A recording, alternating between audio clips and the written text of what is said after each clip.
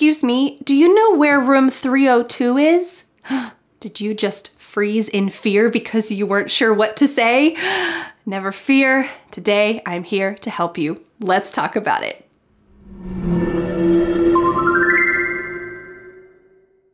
Hi, I'm Vanessa from SpeakEnglishWithVanessa.com, and today you are going to learn how to really ask and give directions in English. Now, probably a long time ago in your first English classes, you learned turn right, go straight. But the reality is nowadays we all use a GPS when we're navigating around a new city. So this isn't really the most useful way to learn directions. But we do still ask for directions in different places. For example, if you get a job at a new office, you might need to ask, oh, excuse me, where's the printer paper? Or if you're going to a zoo, you might say, hey, excuse me, can you point me in the direction of the elephants? We still ask for directions, and you need to be able to ask politely and answer correctly as well. So that's what you're going to learn in today's lesson. And like always, I have created a free PDF worksheet to help you remember all of today's questions, answers, phrases, ideas, and you can answer Vanessa's challenge question at the bottom of the PDF worksheet. You can click on the link in the description to download that free PDF worksheet today. Let's get started by asking some common questions for directions. The first set are very direct, but we can always add excuse me to the beginning to be a little more polite. Excuse me, my ticket says platform 6. Where is that? What a lovely direct question. Excuse me, I'm a new employee. Where do I go? This is a lovely question. Where do I go? If you get invited to someone's house and then you realize you don't know where it is, you can say, I realize I haven't been to your house before. How do I get there? How do I get there? Or in the office, you might ask, excuse me, where's the paper for the copy machine? Where's the paper for the copy machine? Beautiful. Let's go on to some more polite questions that are slightly longer, but you can do it. Excuse me, can you tell me how to get to platform 6?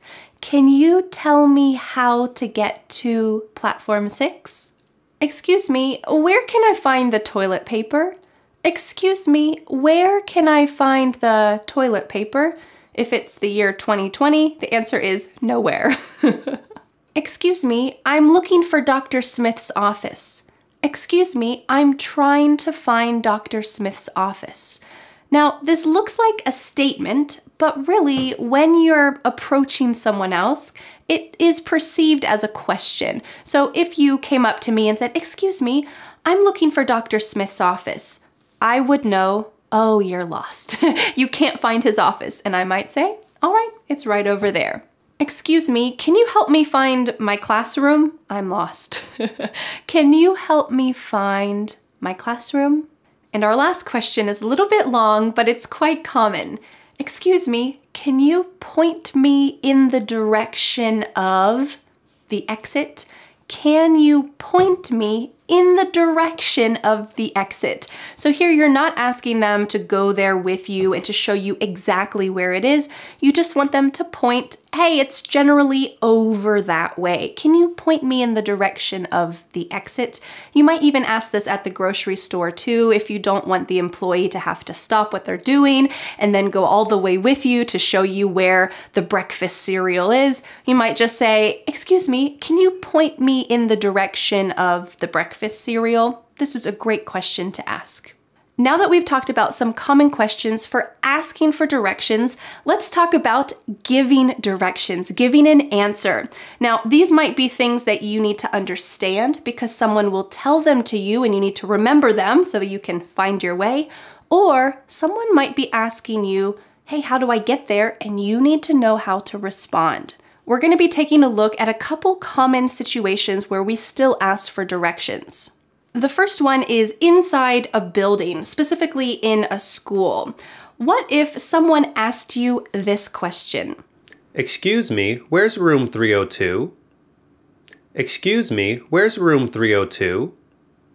Would you know how to respond to that? Well, let me give you an example. Go up to the third floor, through the double doors, and down the hall, and it will be on the right.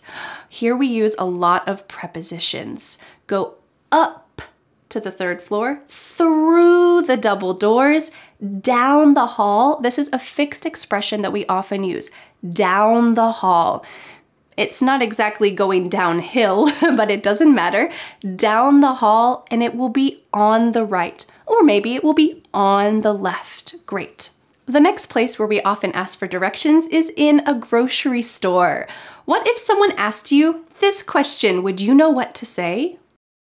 Excuse me, where can I find the organic breakfast cereal? Excuse me, where can I find the organic breakfast cereal?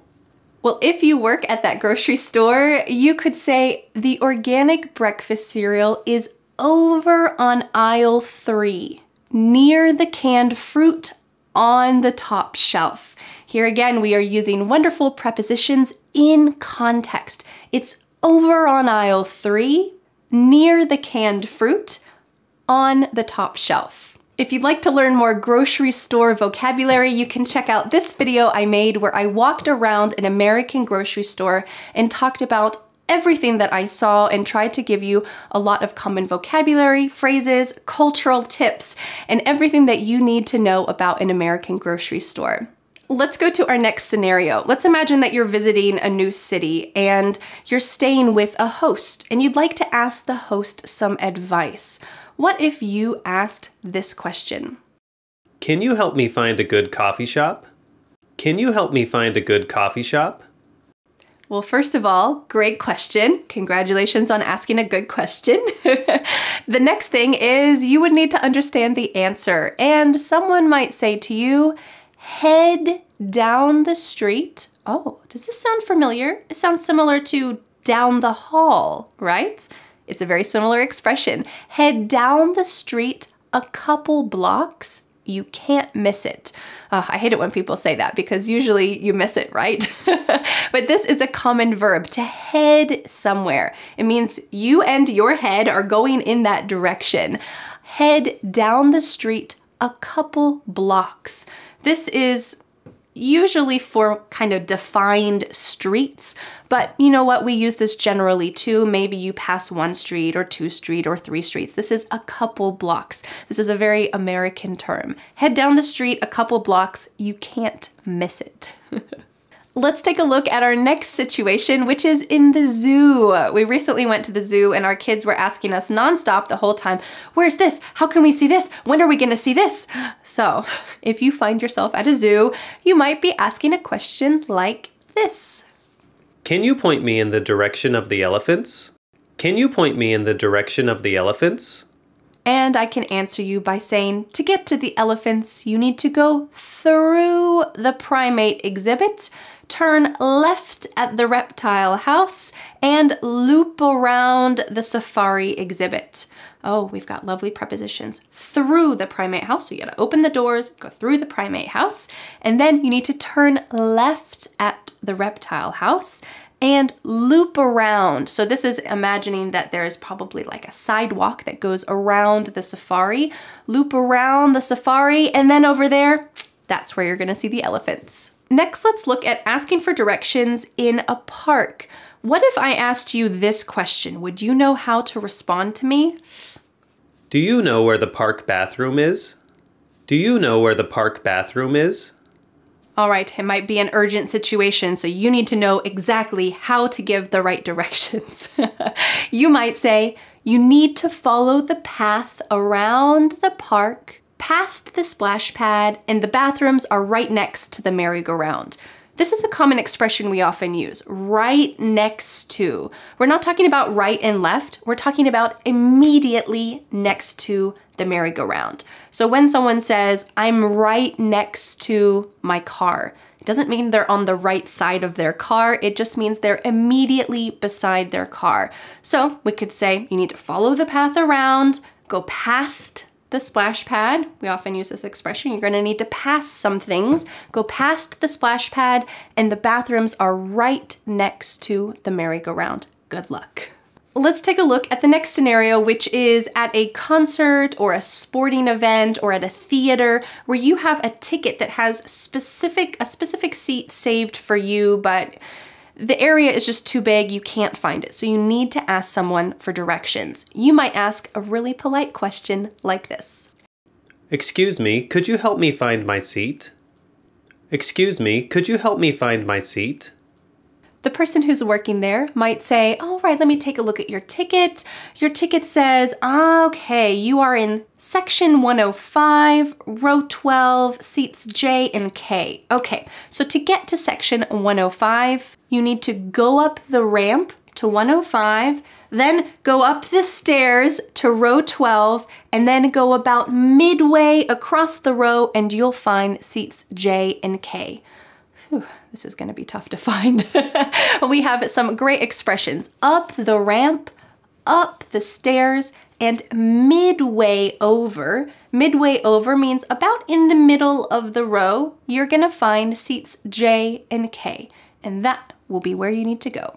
Let's take a look at our last situation where you might ask for directions, and that is on transportation. I know I have been lost countless times on transportation and have needed to ask for directions just because, especially when you're in a new place, transportation can be confusing.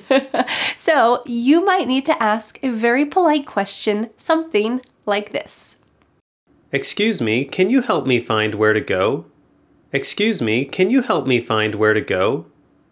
Let's imagine you're at a busy train station, but you are completely lost. So you ask someone for directions and they say to you, oh, it looks like on your ticket, you need to go to platform 6. Okay, go down the stairs, turn to the left, and follow the signs for platform 6.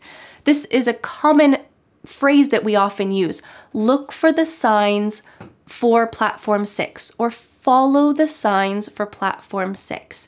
You might even use this while you're driving. Follow the signs for New York City. You can't miss it. Follow the signs for platform 6. Then look for train 34. Look for train 34. This is giving you a specific piece of instructions, not just look for the signs, but look for train 34, and that will be exactly where you need to go. Whew, that was a lot of directions. I hope if you felt lost, now you feel like you have found your way. Well, I have a quick question for you. In the comments, can you give me directions to your favorite cafe? Can you use some of today's expressions to give me directions so that I can find it, because I really need a nice cup of tea. Well, like always, you can download today's free PDF worksheet. There is a link in the description with all of today's directional questions and how to give directions. You can print it out. You could even put it in your bag so that next time you travel, you will be absolutely prepared and you will know the right phrases to use and you won't get lost. There is a link in the description so you can download the free PDF worksheet today. Well, thank you so much for learning English with me, and I'll see you again next Friday for a new lesson here on my YouTube channel. Bye. The next step is to download the free PDF worksheet for this lesson. With this free PDF, you will master today's lesson and never forget what you have learned. You can be a confident English speaker.